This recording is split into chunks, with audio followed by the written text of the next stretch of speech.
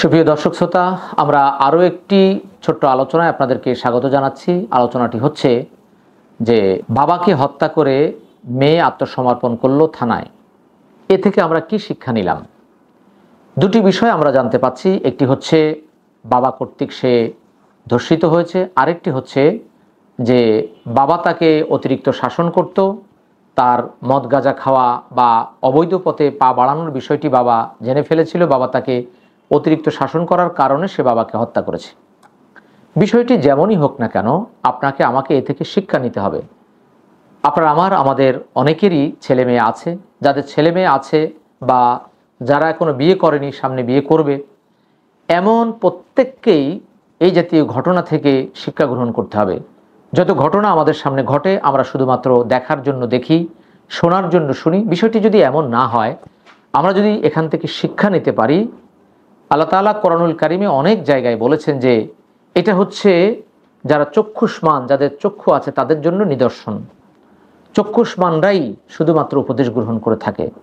এর অর্থ এই নয় যে যাদের চোখ নেই তারা উপদেশ গ্রহণ করে না। এর অর্থ হচ্ছে যারা বিবেকবান, যারা চিন্তা ফিকির করে, চিন্তা ভাবনা করে। এখানে চোখ বলতে শুধুমাত্র এই চামড়ার চোখকে বোঝানো হয়নি, চোখ বলতে চিন্তা ফিকিরের চোখও আল্লাহ এখানে বুঝিয়েছেন। তো মেয়ে যদি বাবার কথা না শোনে, এখানেও বাবার ব্যর্থতা রয়েছে। কেননা ৬৬ নম্বর সূরার ৬ নম্বর আয়াতে আল্লাহ তাআলা স্পষ্টভাবে জানিয়ে দিয়েছেন, কু আনফুসাকুম ওয়া আহলিকুম নারা। হে ঈমানদার বান্দাগণ, তোমরা জাহান্নামের আগুন থেকে নিজে বাঁচো, পরিবার পরিজনকে বাঁচাও। এবং ২০ নম্বর সূরা তহার ১৩২ নম্বর আয়াতে আল্লাহ তাআলা স্পষ্টভাবে জানিয়ে দিয়েছেন যে সালাতে তুমিও অটল অনড় অবিচল থাকো এবং তোমার পরিবার পরিজন যারা আছে তাদেরকেও অটল অনড় অবিচল রাখো। অর্থাৎ ছোটকাল থেকেই যদি ছেলে মেয়েকে আমরা সালাতে অভ্যস্ত করি, ইসলামী যে সংস্কৃতি আছে, ইসলামী যে তাহাজিব তামাদ্দুন রয়েছে, সেখানে যদি আমরা প্রবেশ করাই, তাহলে অবশ্যই তারা সুশৃঙ্খল জীবন লাভ করবে এবং সালাতের মাধ্যমে তাদের জীবন পরিশুদ্ধ হয়ে যাবে। ২৯ নম্বর সূরা আল আনকাবুত ৪৫ নম্বর আয়াতে আল্লাহ তাআলা স্পষ্টভাবে জানিয়ে দিয়েছেন যে ইন্নাস সালাতা তানহা আনিল ফাহশাই ওয়াল মুনকার। নিশ্চয়, অবশ্যই, সার্টেনলি, শিওরলি সালাত যাবতীয় অন্যায় অশ্লীলতা থেকে মানুষকে ফিরিয়ে রাখে। তাহলে আমি যদি আমার সন্তানকে বা যেই বাবা সন্তানের হাতে মৃত্যুবরণ করেছে, তিনি যদি তার সন্তানকে এই শিক্ষাটা দিতেন, তাহলে আজ ওই সন্তানের এই দিনটা দেখতে হতো না। তাহলে আমরা অবশ্যই এই জিনিসগুলো ফলো করব যে সন্তানকে পশ্চিমা যে সংস্কৃতি রয়েছে, বিদেশি যে সংস্কৃতি রয়েছে, সেটাকে দূরে রেখে আমাদের দেশীয় যে সংস্কৃতি, পাশাপাশি আমাদের ইসলাম এবং ধর্মীয় যে সংস্কৃতি রয়েছে, সেটার সাথে আমরা পরিচয় করাবো সন্তানদেরকে এবং সেই অনুযায়ী তাদেরকে পরিচালিত করব।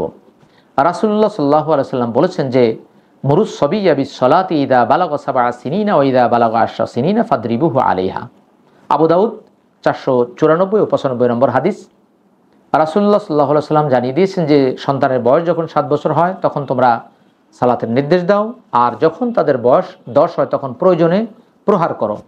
পরের হাদিসেই বলা হয়েছে যে তাদের বিছানা আলাদা করে দাও, অর্থাৎ ভাই বোন থেকে, মা বাবা থেকে তাদের বিছানা যেন আলাদা থাকে। অর্থাৎ ছোটকাল থেকেই তাদেরকে ইসলামের সাথে, কোরআনের সাথে, সুন্নাহর সাথে, আল্লাহর দিক নির্দেশনার সাথে পরিচয় করালে তাহলে অবশ্যই তারা সুন্দর, স্বচ্ছ, পরিপাটি একটি জীবন লাভ করবে, একটি ইসলামী জীবন তারা লাভ করবে, যেই জীবনটি আল্লাহ আপনার আমার জন্য চয়ন করেছেন। ইন্নাদ-দীনা ইনদাল্লাহিল ইসলাম। আল্লাহ বলছেন আল্লাহর কাছে, নিশ্চয় আল্লাহর কাছে একমাত্র জীবন বিধান হচ্ছে ইসলাম। ৩ নম্বর সূরা আলী ইমরান ১৯ নম্বর আয়াত। সেই জীবন বিধানের সাথে অবশ্যই সন্তানদেরকে পরিচয় করিয়ে দিতে হবে, তাহলে সন্তানরা ভুল পথে পা বাড়াবে না। এটা হচ্ছে একটা দিক। আরেকটি সংবাদ পেলাম যে পিতা কর্তৃক সন্তান ধর্ষিত হয়েছে। এটাও একটি জঘন্য অপরাধ। পিতাদেরকে অবশ্যই এটা খেয়াল রাখতে হবে যে কোনটা আমার জন্য জায়েজ, কোনটা জায়েজ না। পিতা যেমন এই ভুলটা করছেন, অনেকেই এই ভুলটা করেন।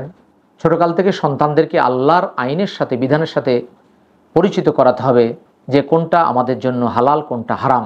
ওই পিতা হয়তো জানেন না যে এটা কত জঘন্য অপরাধ এবং এটা মৃত্যুদণ্ডের একটি অপরাধ।